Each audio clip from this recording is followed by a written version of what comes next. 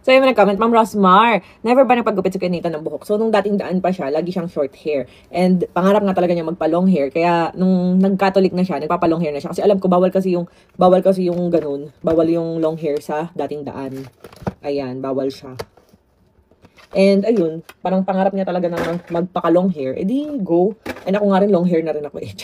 Kasi gusto daw niya talaga, magpaka-long hair ako. And saka ko lang daw paputulan paglampas na raw sa puwet. Tapos papantay ko daw ng ganun. So mga nagko-comment na hirap na daw ako magsuklay sa buhok ko dahil ang haba na. Alam nyo guys, natutuwa nga ako ng haba ng buhok ko. Kasi ito yung time na gusto rin pati ni na mama na mahaba ang buhok ko. Kaya nga lagi sinasabi wag ko paputulan. Kasi si mama dati, umabot yung buhok niya hanggang para magpapaana, lampas tuhod na. Ayan. Maganda naman siya guys. Susuklayin lang talaga. Ayan. So nasuklay ko ng aking hair. Hatiin lang natin sa gitna.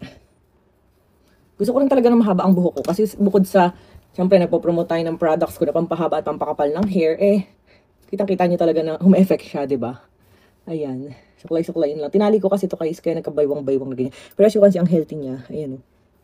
Tapos wala akong extension na, iba kasi akala extension ng hair ko. Ayan siya o. Wala. So ito yung nilalagay ko sa hair ko, yung Rosmar Kera Mist.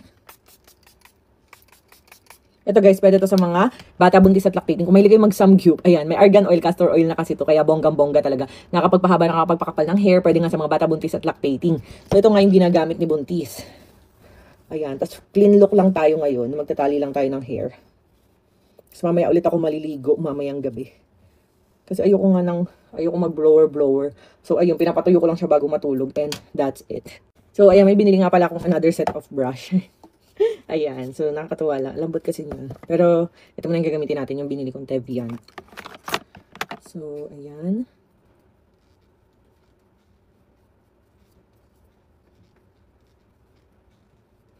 Yan, parang ano lang. Parang freckles effect lang.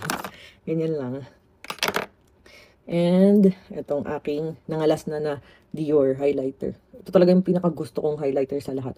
Ang dami ko ditong highlighter. Pinagbibili ko dito sa TikTok, sa mall. Pero ito talaga yung bet ko. So, as you can see guys, ang ginamit ko lang po na base sa aking mukha. Primer, concealer, foundation. Ito lang, Rosmar Premium Tinted Sunscreen. So, hindi mo na kailangan mag-foundation. Lagay ka na ng kilay, mga ganyan lipstick. Ito lang. So, try nyo talaga. Masasabi nyo, ang ganda talaga ng Rosmar Cagayaco Premium Tinted Sunscreen. May whitening effect and anti-aging, non-comedogenic, kaya hindi siya nakakaklag ng pores or nakakakos ng pimples. Kaya, ayan guys, check out nyo na. Yung sa lips nga pala, ito yung ilalabas natin na tints. Soon. Ayan.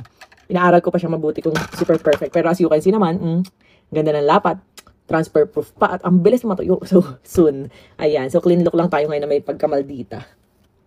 Ayan. Dapat pili na ng chalk ko kasi tinali